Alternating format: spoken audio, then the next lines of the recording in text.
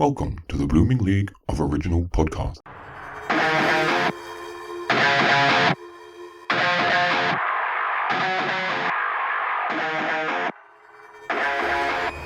G'day and welcome to an extra perfect blend of Thrash and Treasure, the Torture Chamber musical comedy podcast that's the taste of a new generation. And speaking of, shit, now I've opened 2 cans.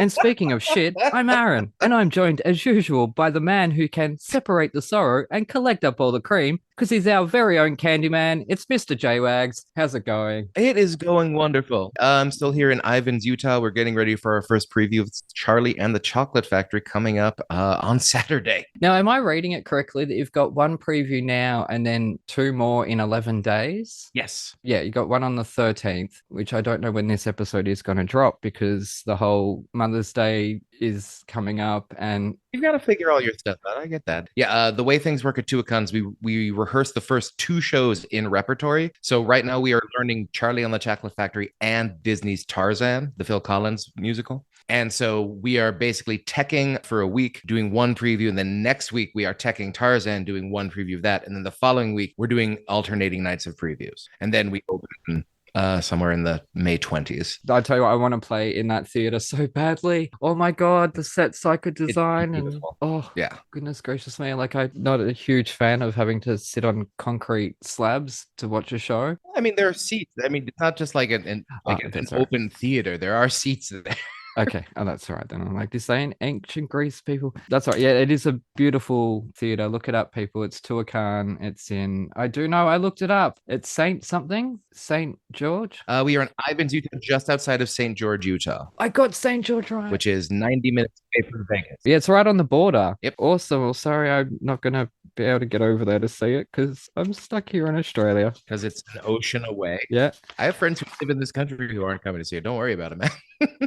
I've been looking up Tornado Alley lately because I'm rewriting The Wizard of Oz as a comedy play. Just straight up comedy, not a parody. Just funny dialogue. Is it public domain now? Yes. Nice. And that's why it's just an exercise. It's not something to sell. It's just an exercise to do, really, just to see if I can. I love just checking out the public domain and seeing what is going to become new to this country. You got to start planning it like years ahead of time now, because like The Great Gatsby just became public domain last year and there are already 3 musical adaptations in the works. I'm like, oh, come on. Like, okay, well, now it's just I have to figure out what's going to be public domain 5 years from now and do that. Yeah, they're out doing the wild party there.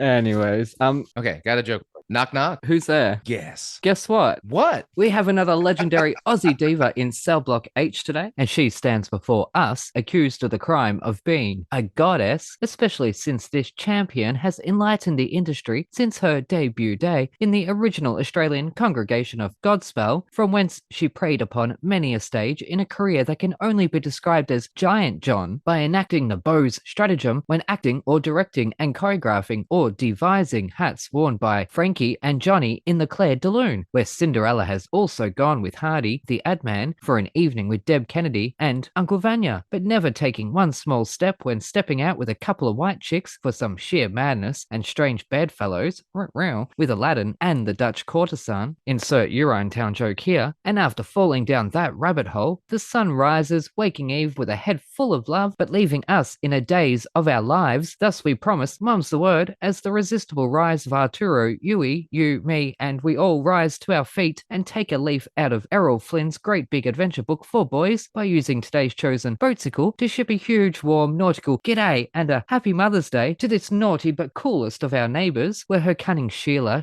Canning, is a stark reminder of this angel's devilishly arresting talents, which led her to the cop shop whilst between wars, but Kitty and the bagman had dobbed her into the blue healers, spilling the dish to the 101 sleuth coppers who called the MDA, whilst the flying doctors were passing over Snowy River, outback bound, as always, like every day, always afternoon. So step away from the speaker and put your hands in the air and help us 2 freaks as we welcome to the torture chamber a genuine prisoner from Cell Block H, whose iconic stint in Wentworth as Doreen brings all the gays to the yard, and damn right, she's better than yours, I insist, because we're joined by an insightfully incendiary inspiration who has incinerated the screen to the point of incarceration as only a goddess can, because she's truly the alphabet Betty of this prison because she's an actor, biographer, choreographer, dancer, director, entertainer, film star, Gabriel's assistant, host, interviewer, jester, kids casting director, law student, mother, neighbor, orator, prisoner, quiz champ, radio DJ, soapy star, teacher, uni student, variant, Cheryl Stark, writer, xanthic head, Yahtzee champ, Zoom user, and a partridge in a pear tree. So prepare ye the way of this Lordess. It's HRH Queen Colette Mann. Yay! Welcome to the torture chamber. Goodness gracious me. How are you going? Where did you get all this information?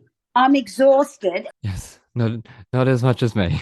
Goodness me. I could not fit everything in from your career, Colette. I honestly couldn't. Only just before am I finding out you're a writer for New Idea as well. Do you ever rest? No, I try not to because you're a long time dead. That's a great way to put it. I'm going to use that.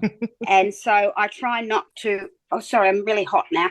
I try not to rest very much. And so that's why I'm in the UK now, because my career sort of stalled after Neighbours, because after you've been in a show like that for 10 years, people say, oh, you're too recognisable. You spend your whole life wanting to be recognisable and then you're too recognisable. And also I was told on a number of occasions, oh, no, she's too old to play that role, even though the roles were actually older than I really am. And I don't think I look too bad for my age. No. And so I thought, no, bugger it. I'm going to the UK. And I've never been busier since I've been here. Yeah. Awesome. I've been here for 5 weeks and I get 2-3 self-tests a day, a week. And so far, the 3 self-tests I've done, I've got the job. So amazing. Good. Way to book. Yes. Awesome. Well, you have literally conquered every facet of the arts. Is there going to be a Colette Mann sculpture exhibition one day? Oh, absolutely. Yeah, awesome. Because I noticed that's the one thing that's not on there. Yes, I know. Well, I've prepared one. I've made one for you. It's a head out of paper mache. Oh, that's lovely. No, I won't be doing sculpture, and I don't do a lot of painting either. That's the other thing. I'm not very good in that sort of department. So I enjoy writing, and I may write another book. I don't know, but I really haven't got the time at the moment. So, so I'm sorry that I'm standing in the dark right near the oven, but I have to keep my phone plugged in, and it's not a very good light, just noticed. But anyway, who cares? We don't use video. Oh, excellent. We don't use video. It's 6 a.m. here. I'm not having the world see me at 6 a.m. at all. Oh, well, thank you for doing it at this time for me. No, it's all good. This is my hour. Now, can I just clarify something on your resume? I wasn't sure because Party of 5, did you do that? No, that's a mistake. I don't know who put that there. I thought so. I didn't put it there. And there's also, I think, saying I'm in Jag. Yeah, I looked because they're on 7+. So I looked at those episodes and I'm rewinding back and I'm like, no, I'm sorry, I can't find you at all. No. Am I being rude? No, I don't know who does IMDb, but it's wrong. And I've tried to take it off and it doesn't move. So I just decided to leave it there. Weird. IMDb sometimes asks you to, for the privilege of editing your own personal actor biography, they want you to pay money so you can upload a current photo and push yourself further in the algorithm. It's a great business model, I'm sure. Yes, exactly. The only time I've ever done that is when just after I left Neighbours, I noticed on Wikipedia that someone had said I was a retired actress. And it took me about a week and a half to work it out, but I got rid of the word retired. Excellent. Legendary actress, Colette. Okay. Thank you. That's better than retired. Anyways, we'll move on because I was meant to go from my banging head to head banging. Now, have you had any experience with heavy metal over the years? No. No? I have no interest in it. I've never listened to it. Yeah. I think it just sounds like whatever it is, it doesn't appeal to me. So I'm sorry about that. And I wouldn't even, if you ask me what a heavy metal band is, I wouldn't know. Is it something that you wear around your wrist? Ah. I do love the Bengals. They weren't a metal band, but I do love them. Anyways, now, okay, if you could pick your craziest, most over-the-top rock star writer, what would you put in it? The full box set of Outlander. Okay. Cool. That is a first for us. Yes. Even the ones that haven't been made yet. So you just continually getting discs as they are made. They would just immediately be forwarded to you wherever you are in the world. Yes, exactly. There we go. I like that. That's nice. Yeah, awesome. It's one of my favorite series. So, I'd like to have that to watch during interval. We love that. Now, Eurovision is on this week. Are you a fan, Colette? Have you been watching it? No, no, sorry. No, that's fine. This is a complete waste of your time talking to me because I'm not into heavy metal and I'm not into Eurovision, and there's only about 2 musicals that I like, and if it's not Motown or the Jersey Boys, I'm not really that interested. That's what you saw. Ain't Too Proud. Motown and Jersey Boys, are those the 2 musicals you like? Yeah, well, Ain't Too Proud I saw, which is a Motown musical, and Jersey Boys I've seen about 6 times. I do like Les Miserables, but I've seen it too many times. But the rest of them, honestly, please, and I was in Godspell for like 3.5 years, so I can't bear to hear another song from that. I still can't do Day by Day. That song is too long and takes a long time to say the same thing in 4 different time signatures. Yes, exactly. And 3 different keys. Mm-hmm. What is your sort of general, oh, please, what if you want to expand on that for maybe 10 seconds, what are your issues with all the other musicals other than the ones based on 60s pop? Well, they are usually the music. I mean, jukebox musicals, which I know Jersey Boys is, and so is Ain't Too Proud, but it's because they're singing the music of those specific bands.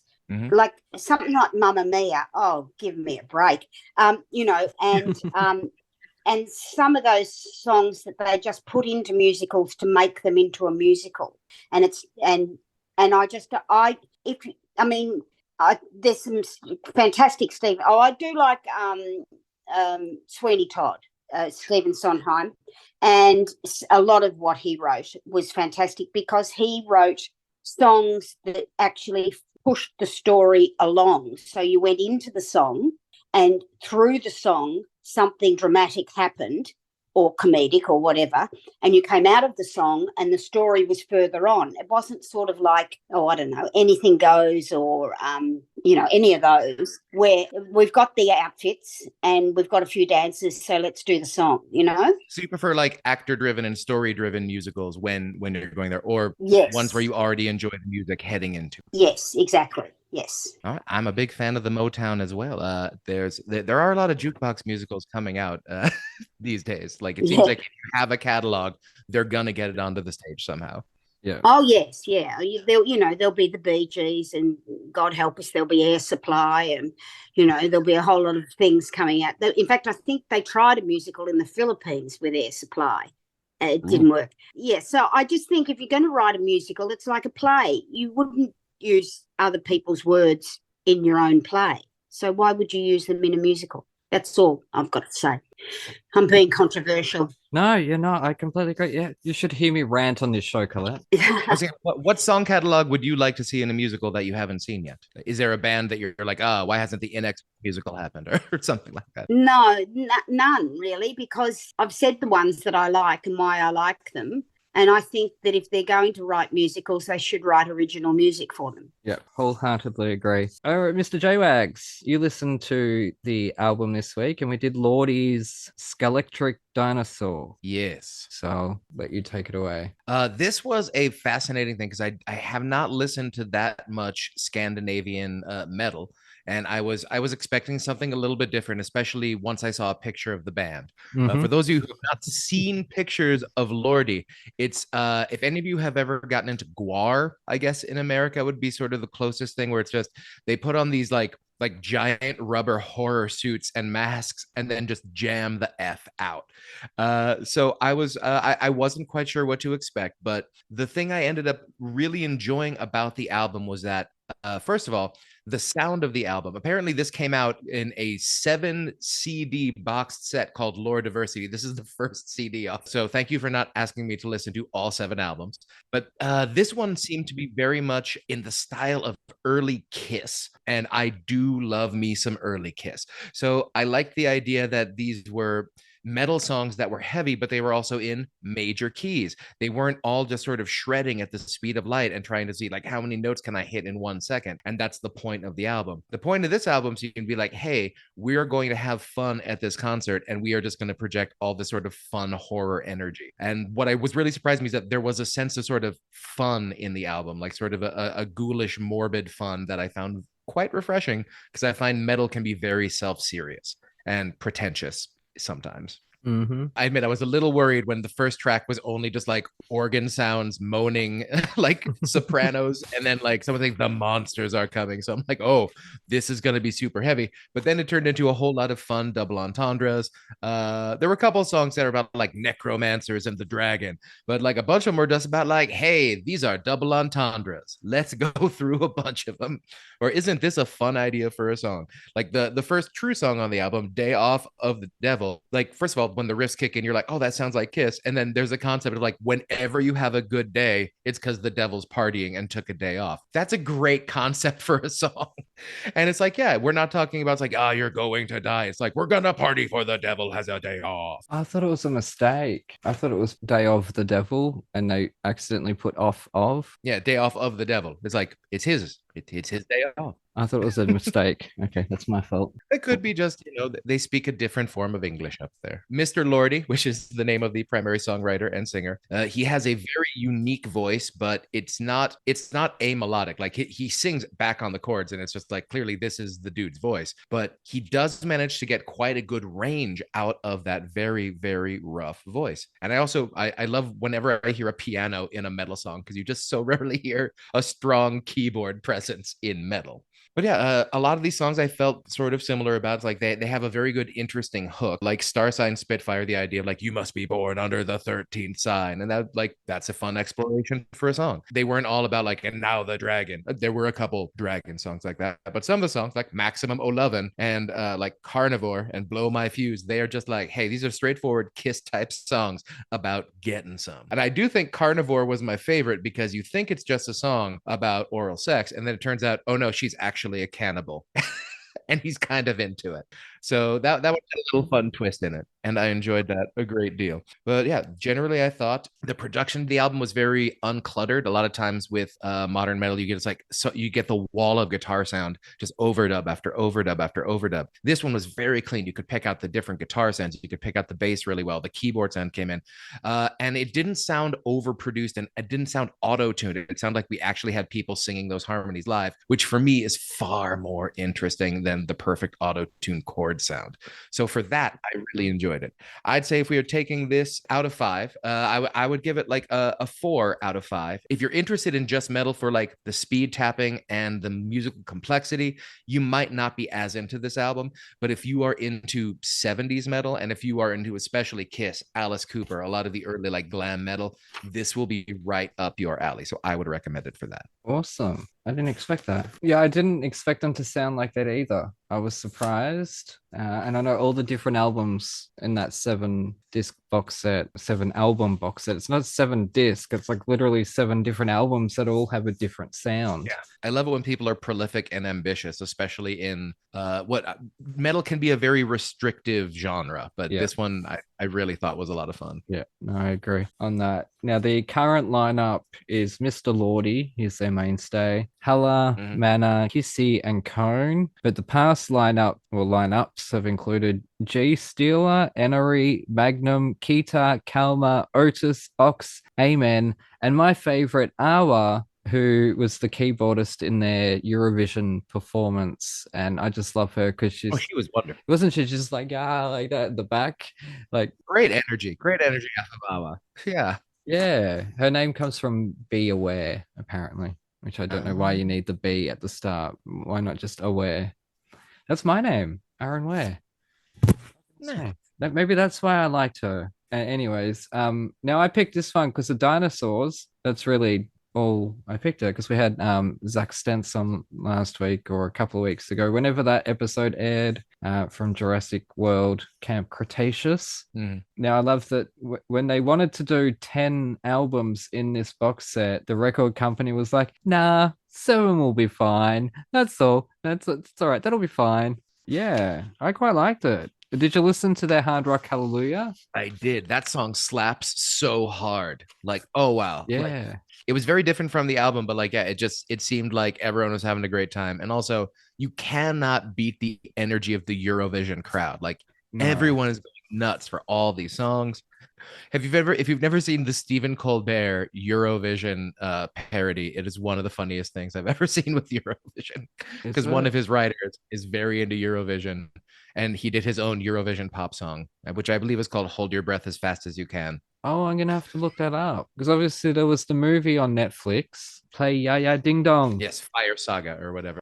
Yeah. Yes, that was funny. I quite enjoyed that. Rachel McAdams is a highly underrated comedic actress, I think. Isn't she just? I think so. She quite often does these films where she'll be stupid and it's wonderful. Yeah, I quite like her. She's in one of my favorite television shows of all time, so she will always have a soft spot in my heart. Slings and Arrows. Oh, okay. I think you'd like it. It's a Canadian comedy about a Shakespeare festival. Oh, okay. Interesting. I've never heard of that before. Now, yeah, obviously the Australian band this year is doing heavy metal. Voyager. So if you're listening in Europe and this airs before the finale, please vote for Australia, because if you don't, we may not be kept around. So we may get kicked out of the competition next year altogether. Now, just back on this album, I kind of loved it. Just the funness of it. I didn't take it too seriously as a metal album, and I think that was probably a downfall. It did feel very classic hair metal more than I was expecting. As I say, I literally picked it because it had dinosaurs in the title, and I would have picked the album that Hard Rock Hallelujah was on, but most of the album is barred from Australia, so there was no point picking it because I couldn't listen to it. Barred? Wow. Geo-blocked. That's a weird thing that sometimes happens. Like I was trying to get just like an order for, like I was just sending stuff to Utah because we're like sort of out in the middle of nowhere out here. So I was getting like a run of like just some supplies. And one of them was like I was trying to get like duster for my computer. And it's like, we can't ship that to Utah. And I'm like, what law has Utah made that I can't get gas canisters of duster? I didn't know. I'm like, are you afraid people are inhaling it? Or is there a huffing problem here that I didn't know about? Oh, look, yeah, my mum was shocked when she was in America and tried to buy Panadol because she had a headache, and she was told she couldn't because she needed a prescription. Yeah, that's one of those favorite things I see, is that you get a lot of it. Even from US to Canada, just what you can buy over the counter is very, very different. Yep. Yeah, and I gave it deux points. And that would be 12 points. Oh, okay. That's what they say in Eurovision in the scoring. I don't watch the scoring. I just watch the performance. Oh, really? That's why I love Verka Serduchka, a Ukrainian drag queen, so much. Yeah. Who took second place must have been 15 years ago at this point. Yeah, I remember. A song called Dancing Lasha Tumbai, and she was fabulous. And she had this giant disco ball outfit. I think they brought it back. They always bring old acts back to say, remember these people that were on. Yeah, it's on this week. I can't wait. It looks like the Skeletric dinosaur has gone extinct. We'll be back after this.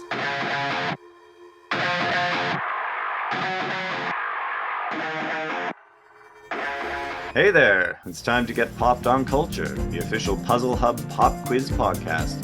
And welcome to game number 5. I'm your new host, Matt Young, and for today's special theme, we're going to test your knowledge on musical groups, including bands, boy bands, girl groups, and vocal ensembles. Play against your friends or the clock and see how you go. Alright, let's get into it, shall we? Next up, we've got our pop quiz. 10 trivia questions based on today's theme, and maybe a few bonus points if you're lucky. You'll have 5 seconds to guess the answer. So, ready for question number 1? Zach, Taylor, and Isaac are members of which group?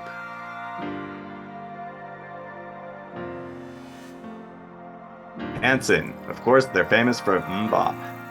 Crash Test Dummies were formed in which country?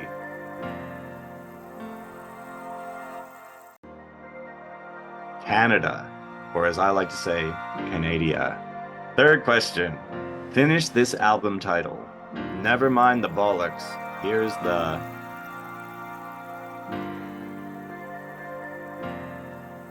The answer is Sex Pistols. The album is the 2020 debut album by which K-pop group?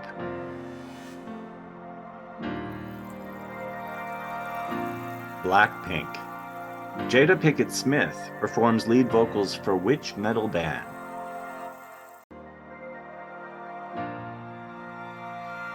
Wicked Wisdom. Said and Done was the 1995 debut album by which boy band?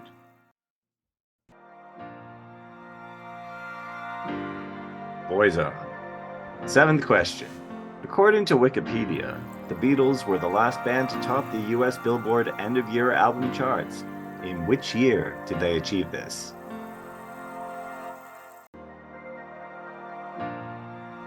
(2001). Which three opera singers made up the operatic supergroup The Three Tenors? 1 point for each correct answer.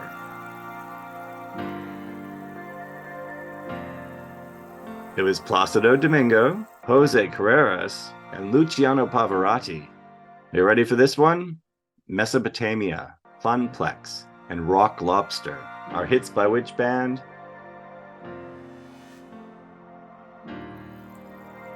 The B-52s. And finally, in which year did ABBA form?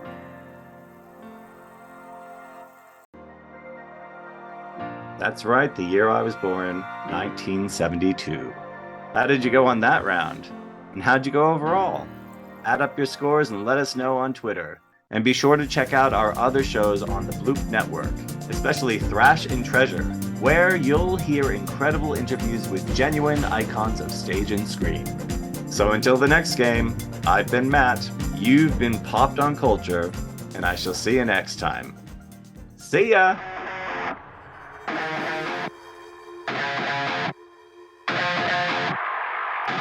Anyways, you're listening to Thrash and Treasure. I'm Aaron. That's the Dohio host, Mr. J-Wags. Hello. And we are joined by legendary Aussie Colette Mann. Now, I've got a little game because, as I say, I was finding out things about you still just before Colette, and I've been prepping this episode for weeks. I got 3 clues here to see if you can work out where am I. So this one is a Japanese yearbook called Last Williams. Okay. All right, so that's the first clue. The second clue is a picture of me with a Japanese student in a red or maroon uniform or jumper, black pants with a little logo. Yes. And the third clue is a logo of an anchor that says "Hold Fast." Right. Do you recognize where I am? You're in a Japanese boat? Nope. No. It was my high school, Colette. I went to a school called Williamstown High School. Oh my God. I know, right? Really? I found this out 4 hours ago that you were a teacher at my high school a little bit before I was there, a couple of years before I was there. And when I heard that, I'm like, what?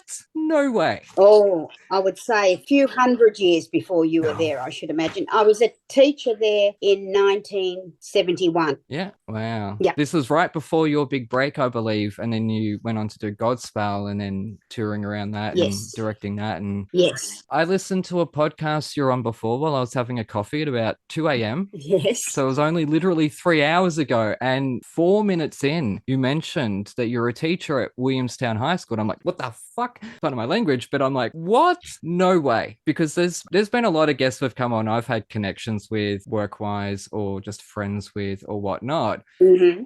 This tops it. This takes the cake that we've actually walked the same hallways of a high school, for crying out loud. Like, how does that happen? How does that happen? I know. It's extraordinary. I can't remember. You probably weren't even born in 1971, were you? No, I wasn't wanted then. I wasn't wanted when I was born as well. But yeah, I wasn't planned or anything. I wasn't an idea in 71. So no. No, well, I did it to please my mother for a year because she'd paid for my university degree. Yeah. And she said, I want you to have a proper job. And I said, great, I'll be a teacher. And they were standing outside the Monash University graduations and they were just grabbing people and saying, do you want to teach here? And so I did for 12 months. But at the very end of that was when I auditioned for Godspell and I got in and I couldn't get out of teaching fast enough. Yeah. Although I teach a lot, but I teach acting, not, history and maths and French and stuff like that.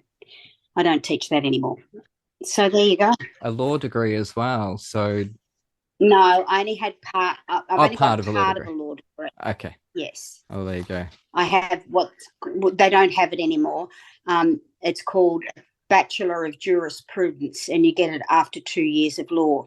But when I got that, I then switched to arts and finished my degree in an arts. I've got an arts degree with a whole lot of law subjects in it. I wish they had something like that in the US. We could just do a law and arts degree together. I think that would be very helpful for a lot of actors. Yes. Just figuring out how to bust down a contract and represent yourself a little bit. Well, it's good because I do actually. I a number of times in my career, I've been the equity rep, you know, that's the union rep, because of the fact that I can actually read a contract and I usually can find out what the force majeure is and all that sort of stuff. So, and I've spoken in for casts. I've been the spokesperson for casts a few times, only because I suppose I've got the loudest voice and I think I know everything. So, you know, but most times I've won, so that's good. Yeah. Awesome. Well, let's talk about Pinafore. I was very happy to dive back into this one. In college, we went through sort of the history of musical theater, and we spent like a week on the operettas, and that's really the last time I've dove into the Gilbert and Sullivan canon.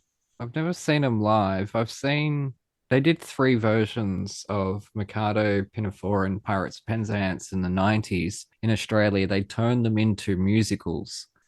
Like proper musical theater. And I actually watched Pinafore before, and I actually enjoyed that more than I did it traditionally. It was a little bit longer, but it was just more enjoyable. I think that the original is very much of its time and place, and it represents sort of the growing pains of the modern musical theater, like definitely the transition from opera into what we consider a modern musical comedy.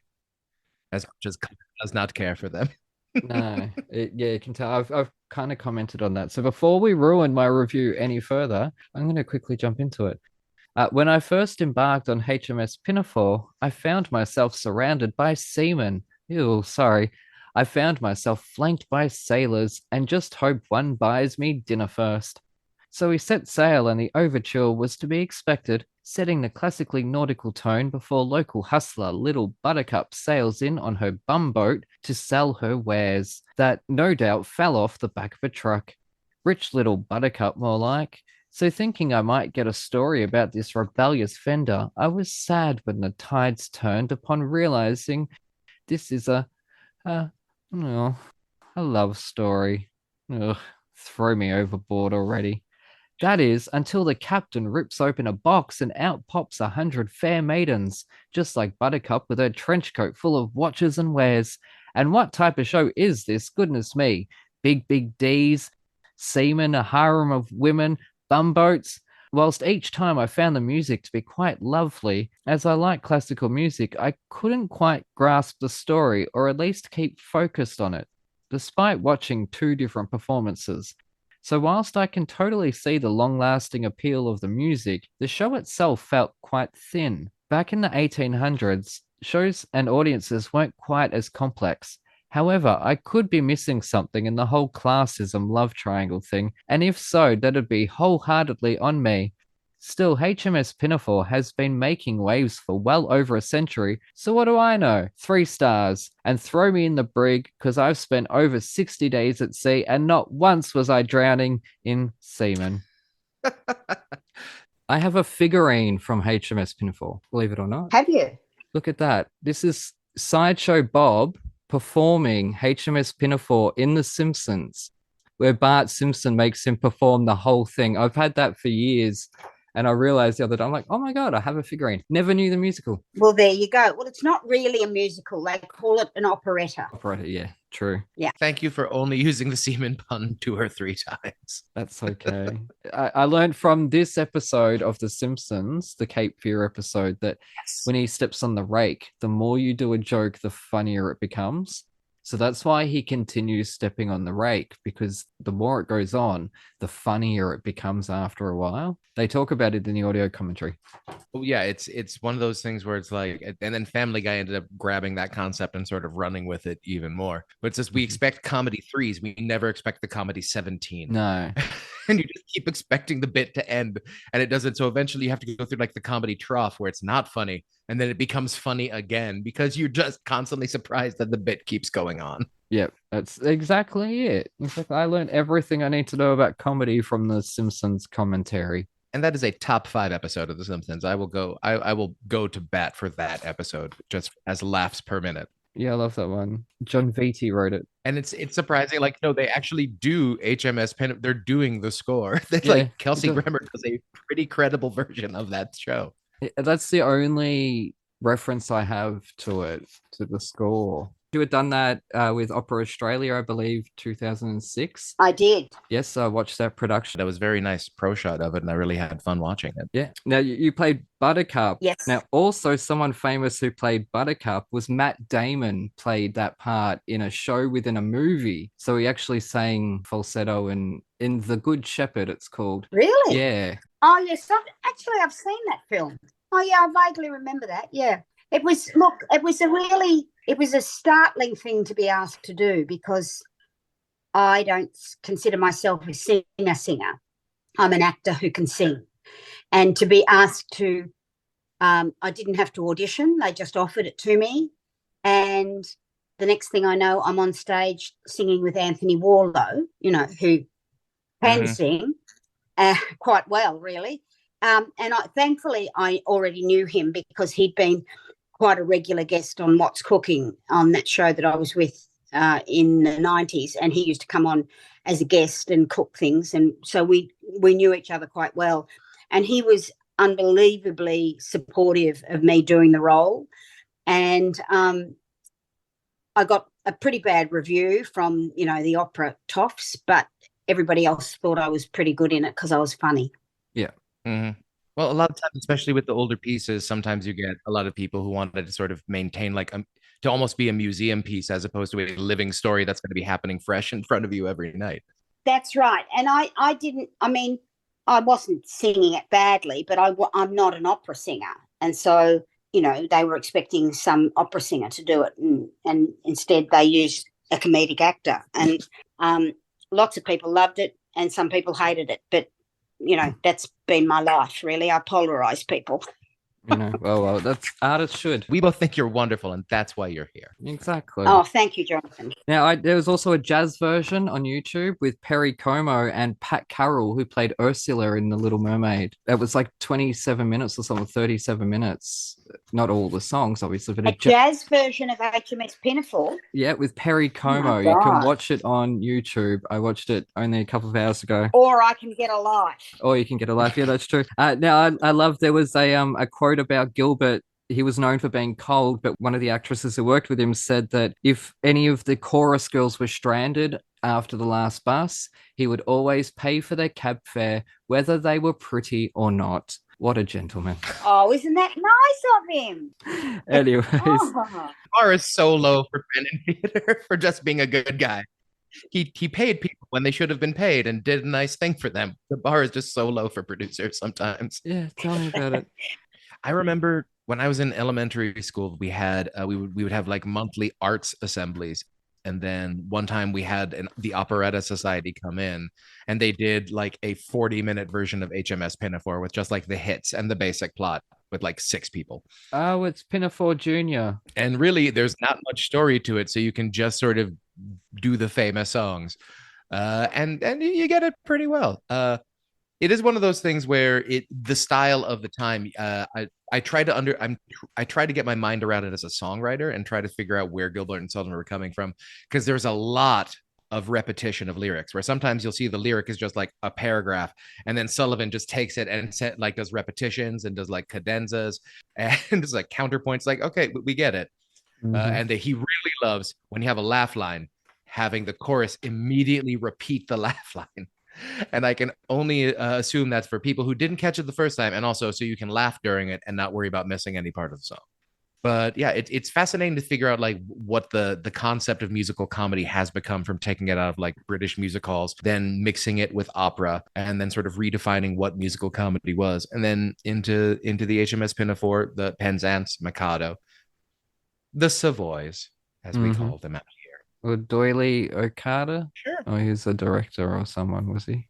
He was one of the producers, I believe. Producers, that's it. And then yeah, it was also interesting to sort of see what opera was being written about that time, because one of Josephine's ballads sounds a bit like Carmen, and I wanted to see which one is which. And Carmen came out 3 years before Pinafore, so like, okay, there definitely could have been some influence on that there. Yeah, I definitely see it in a lot of the British composers. I mean, I think Weber was definitely inspired by the Gilbert and Sullivan sort of like hyper British, very proper sense of like class and also very British humor of just singing ridiculous things in a very, very serious way. And yeah, there's some great numbers in the show. Like the Ruler of the Queen's Navy song is a really funny song, even though it's essentially just like 4 verses in a row that all end the exact same way. They managed to tell the story in a really fun way. I love the Captain song. I love a lot. I don't remember loving as much of Josephine's as I did in this, but I really liked a lot of Josephine's stuff. And I thought that was a credit to the acting. The acting was, I thought, generally very, very solid for doing a very presentational style of musical comedy. Yeah.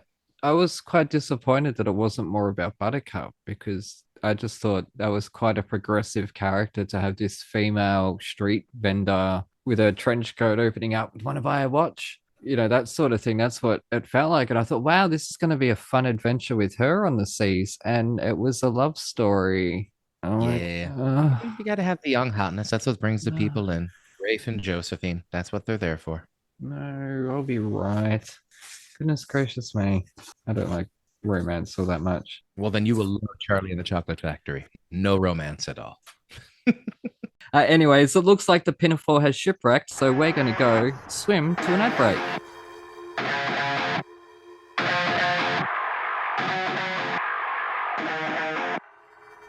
G'day listeners, Aaron here. While you're topping up your coffees, did you know that you can support our show and go on a fantastically scary adventure at the same time? Go to www.thetonistantales.com/bookstore to grab your copy of The Toniston Tales, a darkly funny Aussie trilogy about a young boy who rescues injured animals in his spare time and the roller coaster ride he's taken on by a literal fish out of water. Written by me, the village idiot of Thrash and Treasure, you'll come to love Toniston Turnbull and the dozens of wacky characters that he meets along the way. And here is a sneak peek. After barely 3 hours of light sleep, Toniston Turnbull slowly opens his eyes, his body feeling heavier than it ever has before. Not from extra weight, from tiredness and stress. Polly sighs in the shadows behind him, the flame of the nearest barbed wire tiki torch tower having died down, but not out, while Toniston napped. "Are you awake?" Toniston whispers. "Oh, how can I sleep in this place?" Polly moans, turning onto her side and facing Toniston, who stays on his back, imagining obscure animal-esque shapes in the rusted tin roof above them, shadows faintly formed by the nearest dying torches. "We need to work out a way to get out of here," Toniston states the obvious. He whispers despite the fact the nearest shacks to their own are several meters away and the occupants presumably asleep as most prisoners seem to be. "How? There's no fence to squeeze through or even climb," Polly replies, sitting up in bed and then stretching out her sore arms. The hairs stand on end from the slight chill in the air. "I don't know, but I think the whole fighting thing is a distraction." "You mean to distract the other prisoners when new ones arrive?" "No, I think that was just bad timing. Didn't you notice?" Toniston goes on to explain his theory. "That fight happened, everybody gathered around. I didn't see one person who wasn't watching, and then when I vomited, the only gate in this place closed shut." "What are you trying to say?" "I think something happened when everyone's back was turned." "Like what?" whispers Polly, her voice breaking up in fear. "I don't know. That's what we've got to find out." Toniston's brain starts working overtime. "But it's strange that nobody seems to want to leave. They seem almost happy. Definitely content. So, when's the next one of those stupid beatdowns?" Toniston can't help but think Polly looks tough, almost evil in the shadows as she asks. "I don't know," Toniston begins. But both teenagers are distracted by a crumbling noise in the distance. Hopping out of bed, Toniston joins Polly on her own, equally uncomfortable one, spotting a large, white package hovering close to the cave ceiling, behind it a shadowy figure. The package is lowered down, causing the teenagers themselves to lower as well, hoping not to be spotted by whom or what may be operating this obscure crane. Over a long, slow descent, the package is dropped to the ground. Polly keeps her eyes on it, but Toniston looks up immediately, spotting a large black shadow scurry away to God only knows where. Come, he whispers as he quietly hops off her bed, slipping into his docks with bare feet. Polly follows his lead. Careful to keep watch on all directions, the teenagers swiftly sneak over to the white package, their hearts beating an almost tribal jam in perfect harmony, and stopping in their tracks as the sudden realization of what lies before them sinks in. A woman, seemingly in her early 20s, wrapped up in bandages from the neck down. No, not bandages. Is that spider web? Polly asks, completely mortified at the prospect. Grab your copy of The Toniston Tales from thetonistontales.com/bookstore today. Hooroo!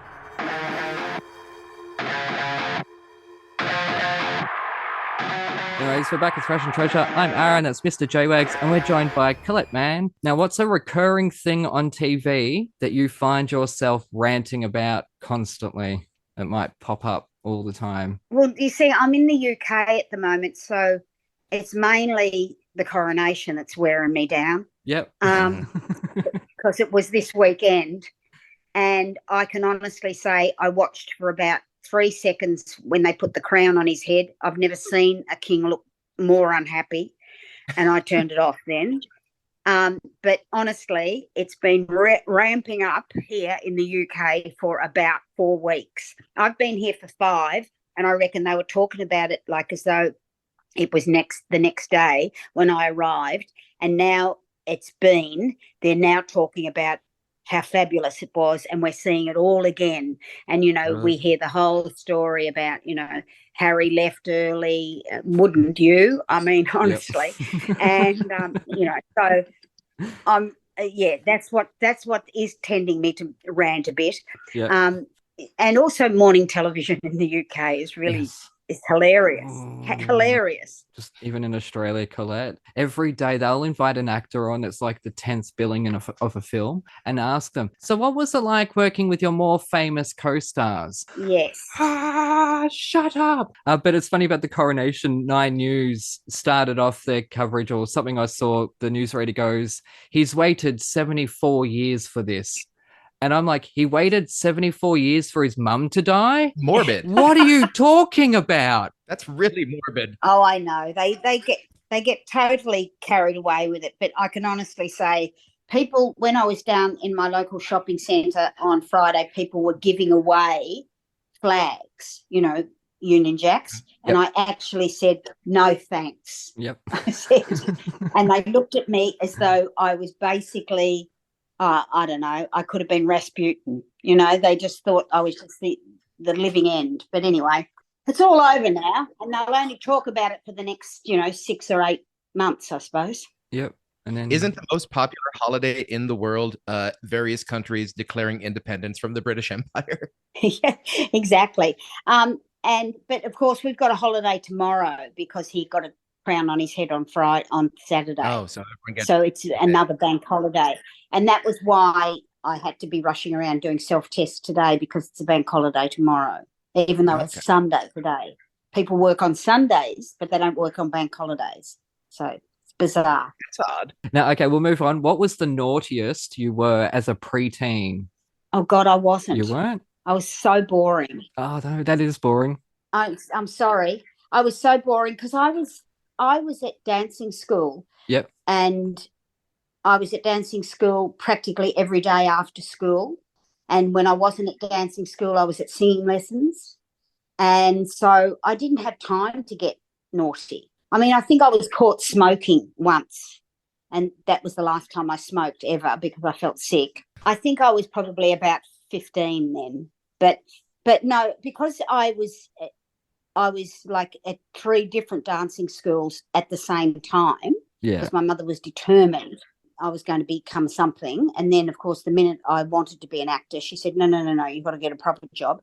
But anyway, she had me at 3 different dancing schools, like professional classes as well. Yeah. And I didn't have time to get into trouble, really. I was really boring. And then one day, a famous actress told you to get a life, and you went forth and got a life. Yes, exactly. No, I think I was the one who told me to do that. Okay. Well, you are a famous actress, so you were the one we were looking for. Well, I wasn't there. I wasn't then when I was telling myself to get a life, but I did.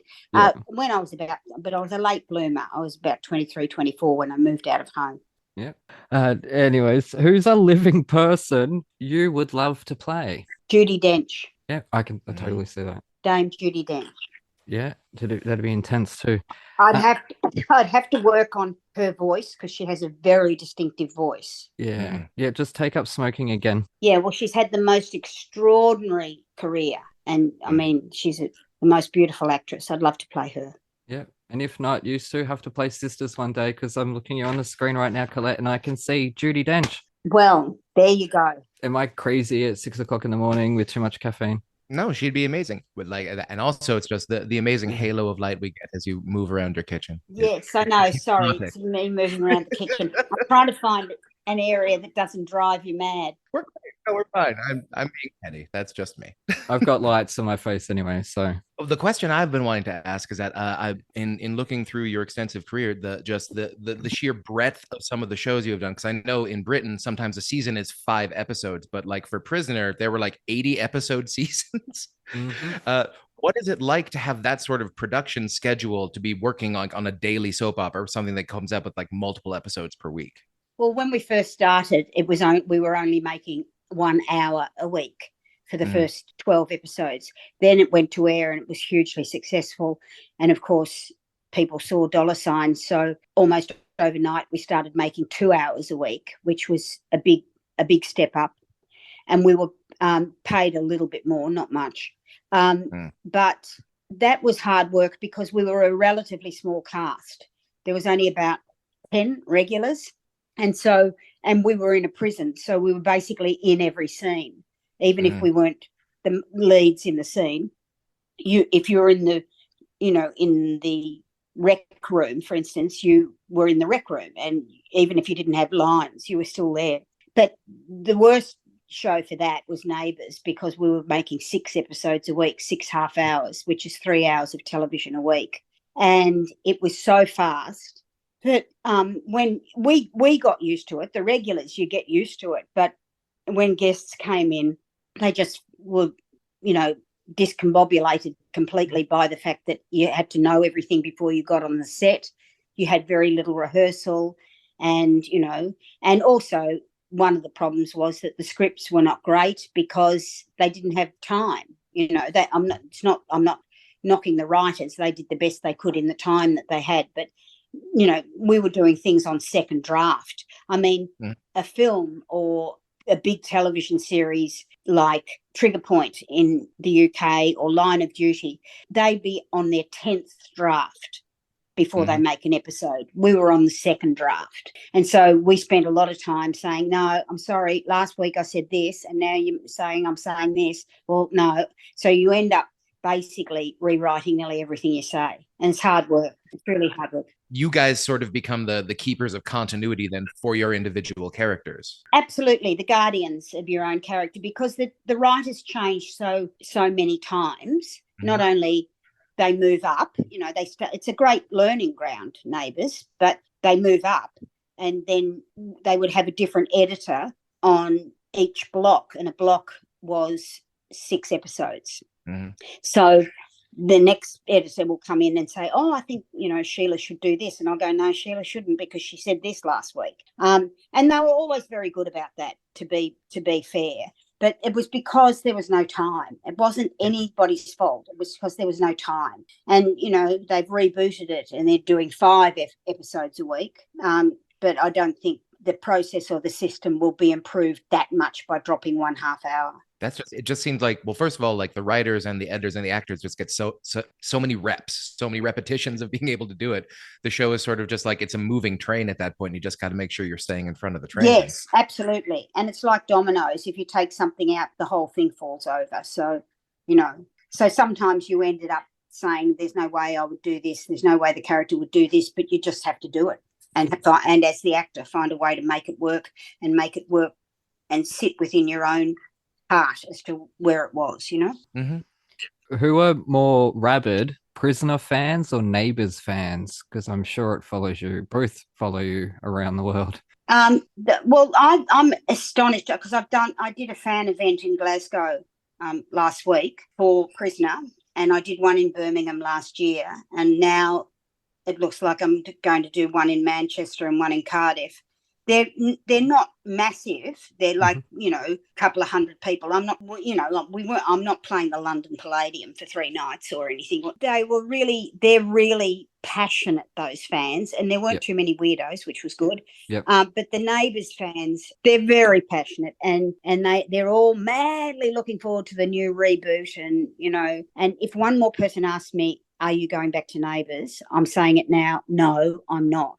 I'm in the UK.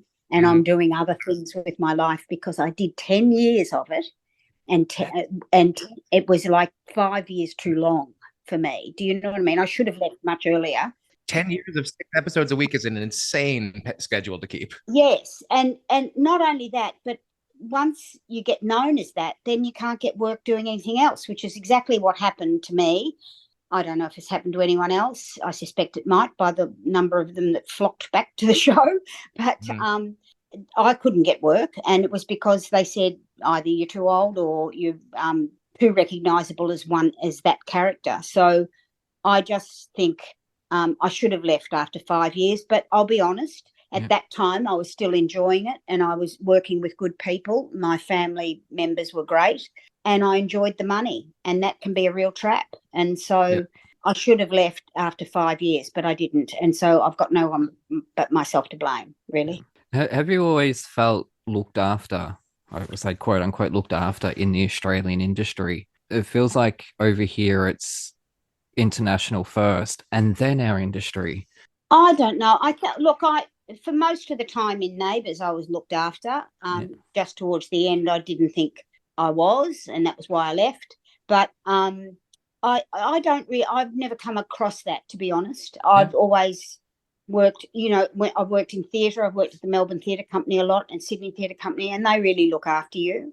I haven't been in too many things years ago I did Outback Bound with Donna Mills, who was from Knots Landing, and she was the big import star, but we were treated exactly the same as she was, and it was CBS in Australia. And so I've never come across that. It's like the other thing I've never come across is, so many actresses complain about how there's never been any good roles for women. It's so misogynistic and all that sort of stuff. Well, I was in Prisoner, for God's sake, and 45 years ago, and they were great roles. And it ran for 8.5 years. I mean, I wasn't in it for 8.5 years, but, you can't say there's no good roles for women, because there's been also, there are more and more now, but there's not many roles in Australia for women over the age of about 45, good roles. But that's something else. That's not the industry. That's Australia lauds youth. Whereas over here in the UK, the number of times I've heard people say, oh, Colette, age is experience here. That's lovely to hear. Yeah, it is lovely to hear. I mean, Mark Rylance, the very famous actor, I trained with him over here in 2002 for about 8 weeks on a fellowship, and he and Richard Eyre, who was running it, asked me to stay and work with Shakespeare's Globe, because this was at Shakespeare's Globe, and I couldn't because I had young children and I wanted to go home. And I said, I'll come back. I said I would come back, but I'd be too old. And I was 52 then. And I remember Mark Rylance took me by the shoulders and looked deeply into my eyes and said, Colette, never say that again, because your age is your experience. So, and I've heard it 2 or 3 times now with people here, just since I've been here this time. In Australia, the minute you're over 35, you've had it.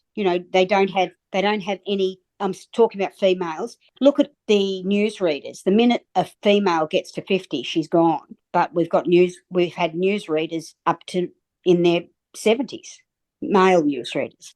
Yeah, and even just you switch on Corrie, and when I watched Corrie 10, 15 years ago, I watched it, there were a lot of older characters in it, male and female.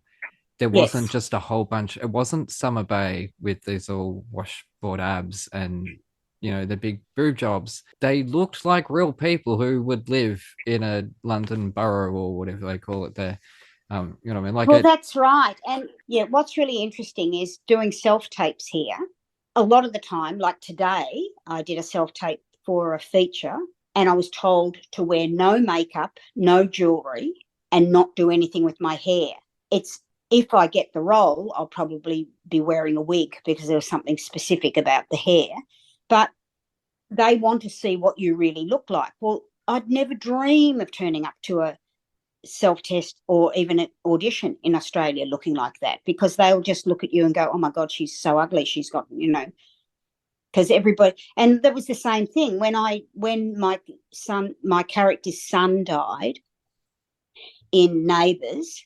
I went to makeup and hair and wardrobe and said to them, I don't want to wear any makeup for 6 weeks and I don't want my hair done because, Sheila was pretty sort of glammed up, Yeah. And I was really lucky because the girls in makeup really backed me, and so did the wardrobe guy.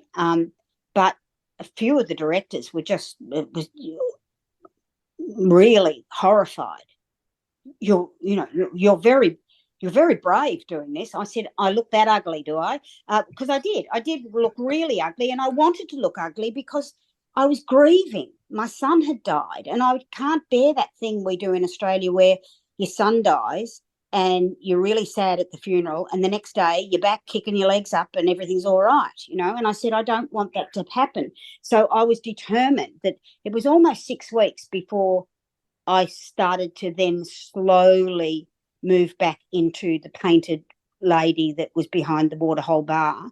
And I did it and with the help of the makeup department and the wardrobe department, I did it really gradually. And it took about 3 or 4 months before I came back to sort of the Sheila they knew before Gary died. And that was really important to me. Whereas some of the younger ones, with all due respect, no name, no pack drill, had terrible things happen to them. They had their mothers die and had abortions or miscarriages and all that sort of stuff, but not a hair was out of place. And I just don't think I don't think that's being true to the character or being true to the audience either. Well, that's something I never thought about, is that being in a long-running daily show, you do get the luxury of being able to stretch out the character arc for months at a time, whereas opposed to if it's something where a season is 8 episodes, 2 episodes in, you've got to jump to the next thing, and so you get to fill in a lot more of the hating. I never thought about it that way before. Yeah, and I mean that was one of the good things, and I have to say, it took some talking to the producers. They were worried about it. Do you mind if you look like that? I said, no. I mean, I've never been a raving beauty, so I don't know what everybody's getting themselves upset about, I would prefer to be known as a really good actress than isn't she beautiful, And so they said, well, if you're happy to do it, we're happy to support you. But I was one of the very few who did it. Jackie Woodburn's another one who did it when all sorts of dreadful things happened to Susan Kennedy. But a lot of the younger ones are too scared to do it because there's so much, and I'm not saying it's their fault, it's just there's so much pressure through social media about what they have to look like, I know. I think it'd be more interesting, especially in the age of social media. It's like I can look like so many different things as opposed to this is the one thing I know how to look like. So if this ever changes, I'm kind of screwed. I think it'd be better to be able to say, like, I can look like this. I can look like this. There's a range of emotions and human experience that this body and this face can portray. Absolutely. And I did just finish doing an ad, big ad here for the National Lottery, playing the mum of the lead boy. And they did not put a skerrick of makeup on me. And I was in a grey wig as well. I can't tell you. I looked like my grandmother who'd been dead for 25 years. I looked shocking. But I didn't care because I wasn't playing Colette. I was playing, I mean, I don't look great today because I've been out working all day, and I haven't put any makeup on for you boys either. But I didn't care because I'm not playing me. I'm playing a character. And that's what I think a lot of young actors get confused about. And I think it's social media that's one of the problems. I'll stop ranting now. No. Do you know how much I live every time a guest rants on my show? I ask questions designed to get people ranting, Colette. But the young people out there, don't be afraid to be ugly. Just remind yourselves it doesn't matter. Gilbert and Sullivan would still buy a cab for you. That's true, see? Okay, so it's win-win. Gilbert, we don't know about Sullivan. Just kidding. Yeah, true. They were actually quite handsome, though, both of them. I was looking at them, I was like, oh, Were they? like those mutton chops and those mustache, or one of them was. Maybe Sullivan could get it. Oh yeah. Yeah. Sullivan was a dad. There's just one last question from me, and that is, what is your favorite picturesque spot to sit and just think? And what do you think about? Oh God, what do I think about? I think about lots of things. If I was at home in Melbourne, because I live in Richmond in a warehouse in Melbourne, my favourite spot to sit is in a chair up in my bedroom, which is on the top floor, and looks out over Richmond Hill, and you can see St Ignatius Church where my parents were married. Lovely. And I love it when it's that hour of the night, you know, when they say it's the magic hour or something, when it's golden hour. Yeah, the golden hour, that's right. And also we used to have, a long time ago, before my marriage broke up, we used to own a house down at Anglesea on the Great Ocean Road, and there's parts of Anglesea that I still like to visit and sit and think.